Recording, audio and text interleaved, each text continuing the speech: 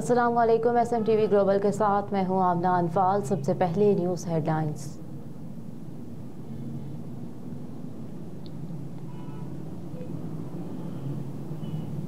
इंतखाबात में level playing field की अदम फराहमी पर PTI की इलेक्शन कमीशन के खिलाफ तौहीन अदालत की दरख्वास्त पर समाअत के दौरान चीफ जस्टिस काजी फाइज ईसा ने वकील से इस्तफसार किया कि क्या आप चाहते हैं आपके 100% कागजात नामजदगी मंजूर हों।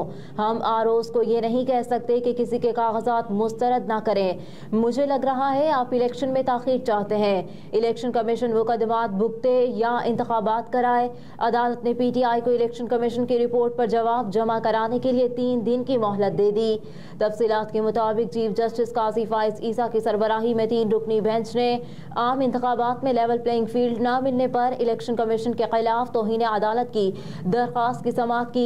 जस्टिस मोहम्मद अली मजहर ने रिमार्क्स दिए कि इलेक्शन कमीशन की रिपोर्ट के मुताबिक PTI 1195 लोगों ने कागजात जमा करवाए। वकील लतीफ खोसा ने कहा कि PTI की किस फ्रंट लाइन उम्मीदवार के कागजात नामजदगी मंजूर नहीं हुए। चीफ जस्टिस काजी फाइज ईसा ने रिमार्क्स दिए कि आप इन रिपोर्ट्स को जुटला रहे हैं तो जवाब में तहरीरी तौर पर कुछ लाना होगा। क्या PTI ये चाहती है कि 100% कागजात नामजदगी मंजूर हो जाएं? जो चाहते हैं वो बता दें, ये कानून की अदालत है, ज़बानी तकरीर से नहीं चल सकती। चीफ जस्टिस काजी फाइज ईसा ने रिमार्क्स दिए कि मुझे लग रहा है आप इंतखाबात का इल्तवा चाहते हैं। हम हर मुमकिन कोशिश कर रहे हैं कि इंतखाबात हों।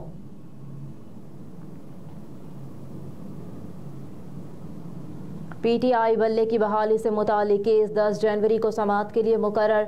सुप्रीम कोर्ट में PTI लेवल प्लेइंग फील्ड से मुतालिक दरख्वास्त की समाअत के दौरान PTI रहनुमा हामिद खान को अदालत ने तलब किया, जिस पर वो रोस्टम पर आ गए। चीफ जस्टिस ने हामिद खान से पूछा कि क्या आपकी दरख्वास्त कल मुकर्रर कर दें। इस पर हामिद खान ने इस्तदा की कि आज ही समाअत के लिए मुकर्रर कर दें। चीफ जस्टिस काजी फाइज ईसा ने रिमार्क्स दिए कि आज 9 मेंबर बेंच भी है और 1 खुसूसी बेंच भी। हामिद खान ने कहा कि हमारी तरजीह आज है, नहीं तो फिर परसों लगा दें। चीफ जस्टिस ने पूछा कि आप फैसले के खिलाफ आए हैं या 184(3) की दरख्वास्त है। हामिद खान ने कहा कि पेशावर हाई कोर्ट के हुक्म के खिलाफ 185(3) में सुप्रीम कोर्ट आए हैं। चीफ जस्टिस ने रिमार्क्स दिए कि बस फिर मामला जजेस कमेटी के पास नहीं जाना तो परसों के लिए केस मुकर्रर कर देते हैं।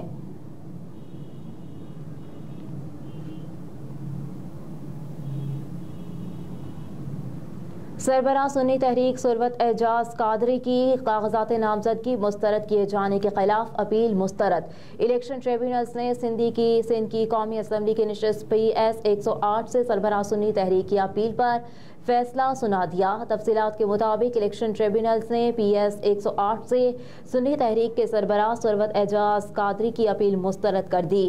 ट्रिब्यूनल ने फैसले में लिखा कि तजवीज़ कंदा का ताल्लुक दूसरे हल्के से है।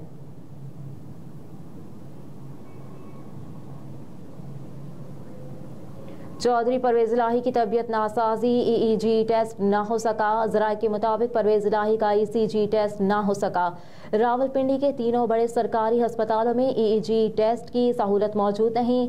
RIU में ECG टेस्ट की अदम दस्तयाबी पर अस्पताल इंतजामिया ने जेल हुकाम को खत लिख दिया। बताया गया कि डॉक्टर्स की जानिब से चौधरी परवेज इलाही को 4 टेस्ट करवाने की हिदायत की गई थी। चौधरी परवेज इलाही को गुज़िश्ता रोज़ तबीयत नासाजी पर RIC मुंतकिल किया गया। चौधरी परवेज इलाही को दिल में तकलीफ और सीने में इन्फेक्शन की शिकायत थी।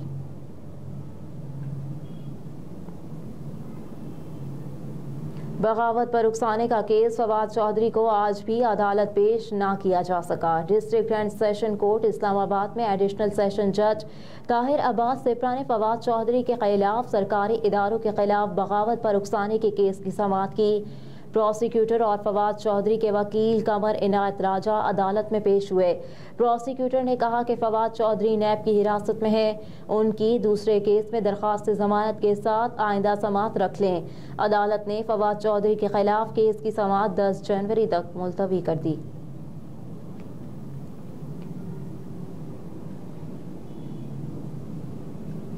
मुल्क में धुंध का राज बरकरार, आज भी 12 परवाजें उड़ान ना भर सकीं। दुबई से इस्लामाबाद की परवाज PK 234 और PK 112 ने लाहौर में लैंडिंग की है।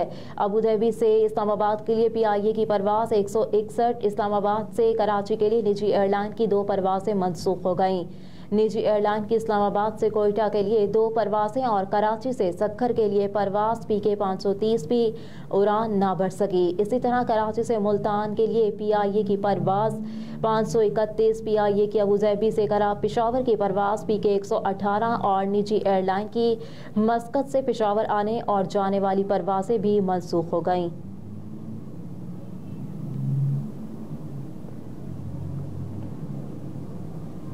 वतन वापस जाने वाले गैर कानूनी अफगानियों की तादाद 4,61,000 से मुतजावज़। सरकारी आदाद-ओ-शुमार के मुताबिक 7 जनवरी को मज़ीद 902 गैर कानूनी अफगान बाशिंदे अपने मुल्क चले गए।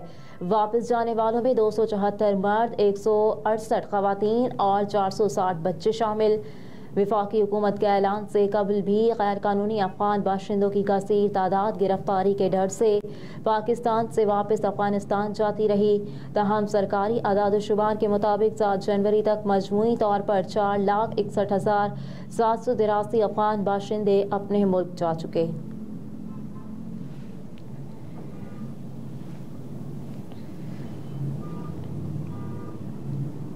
कारोबारी हफ्ते के आगाज पर इंटरबैंक में डॉलर की कीमत में मामूली इजाफा। कारोबारी हफ्ते के पहले रोज कारोबार के आगाज पर इंटरबैंक में अमेरिकी करेंसी की कदर में 10 पैसे का इजाफा हुआ, जिसके बाद इंटरबैंक में डॉलर 281 रुपये 50 पैसे पर ट्रेड कर रहा है।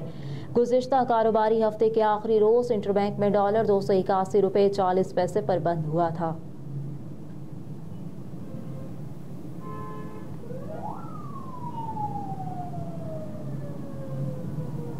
नया कप्तान, नया अज़्म। कौमी टीम की T20 सीरीज के लिए कीवीज के देश लैंडिंग। कौमी टीम कल से न्यूजीलैंड में ट्रेनिंग का आगाज करेगी, जबकि पाकिस्तान और न्यूजीलैंड के दरमियान 5 मैचेस पर मुश्तमिल T20 सीरीज खेली जाएगी। दोनों टीमों के दरमियान पहला T20 मैच 12 जनवरी को ऑकलैंड में खेला जाएगा, जबकि इस बार कौमी टीम की क़यादत शाहीन आफरीदी के हाथों में है।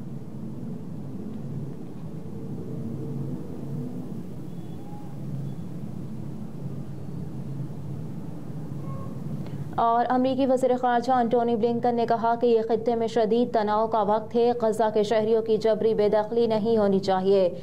मीडिया रिपोर्ट्स के मुताबिक कतर के दारुल हुकूमत दोहा में अमरीकी और कतरी वज़राए ख़ारजा ने मुश्तरका प्रेस कॉन्फ्रेंस की। एंटोनी ब्लिंकन ने कहा, गज़ा में इमदाद फराहमी के रास्तों में रुकावटें बहुत ज़्यादा हैं। इसराइल से शहरियों की अमवात को कम करने पर बात होगी। गज़ा में बहुत से सहाफ़ी भी मारे गए। अमरीकी वज़ीर ख़ारजा ने कहा कि फ़लस्तीनी शहरियों को घर वापसी के काबिल होना चाहिए। गज़ा के शहरियों को गज़ा छोड़ने पर मजबूर नहीं करना चाहिए। इस मौके पर कतरी वज़ीर ख़ारजा मोहम्मद बिन अब्दुर्रहमान ने कहा कि हमास रहनुमा के कत्ल ने कतर की सालिसी की कोशिशों को मुतासिर किया। कतर इसराइल हमास मुज़ाकरात के लिए कोशिशें जारी रखेगा। कतरी वज़ीर ख़ारजा ने कहा कि बहरा अहमर की कार्रवाइयाँ गज़ा जंग पर बुरा असर डाल रही हैं। गज़ा में शहरियों की अमवात इंसानियत का बड़ा इम्तिहान है। अमरीकी वज़ीर ख़ारजा एंटोनी ब्लिंकन 3 माह में चौथी बार मशरिक़ वस्ता वापस आए, क्योंकि उन्हें ख़दशा है कि हमास के खिलाफ इसराइल की जंग पूरे खित्ते में फैल सकती है। हेडलाइंस आप जान चुके। न्यूज़ स्टूडियो से फिल वक्त इतना ही। आप देखते रहिए SMTV ग्लोबल।